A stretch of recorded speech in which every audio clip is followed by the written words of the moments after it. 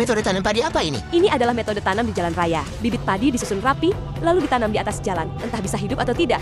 Yang penting ditanam dulu. Metode tanam padi apa ini? Ini adalah metode tebar bibit manual. Sangat menghemat waktu dan tenaga. Satu orang bisa menebar bibit untuk lahan sekitar 2-3 hektar per hari. Atau 5-8 kali lebih cepat dibanding menanam sambil membungkuk. Namun kekurangannya, bibit sering tersebar tidak merata, akarnya dangkal, dan mudah roboh saat angin atau hujan. Metode tanam padi apa ini? Ini adalah metode siap dimarahi. Bibit dipatahkan, lalu ditancapkan ke lumpur. Peluang hidupnya sangat kecil.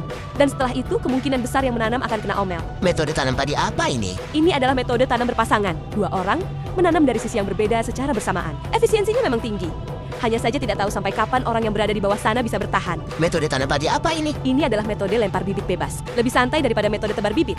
Jalan kemana, lempar kemana. Namun tingkat keberhasilan hidup bibit diperkirakan cukup rendah karena sebagian besar hanya mengapung di permukaan air. Metode tanam padi apa ini? Ini adalah metode tanam ala ahli. Selain cepat, gayanya juga keren. Yang paling penting, hasil tanamnya sangat rapi sehingga diperkirakan hasil panennya juga tinggi. Metode tanam padi apa ini? Ini adalah metode membuat lubang terlebih dahulu. Cocok untuk sawah yang agak kering. Lubang dibuat dulu, lalu bibit dimasukkan. Memang lebih merepotkan dan lambat, tetapi tingkat keberhasilan hidup bibit jauh lebih tinggi. Metode tanam padi apa ini? Ini adalah metode ala nenek. Walaupun lambat dan tidak terlalu rapi, cara ini tidak mengharuskan terus-menerus membungkuk, sehingga cocok untuk orang yang sudah lanjut usia. Metode tanam padi apa ini? Ini adalah metode sawah berair, karena air terlalu dalam dan lumpurnya tebal.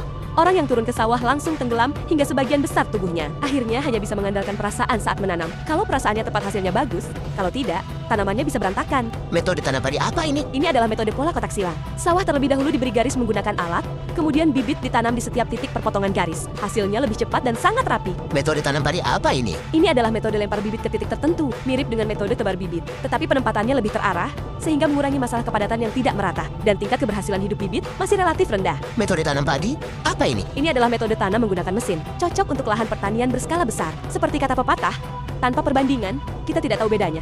Mesin bukan hanya jauh lebih cepat, tetapi juga mampu menanam bibit dengan jarak yang seragam dan rapi. Sehingga pertumbuhan tanaman menjadi lebih baik.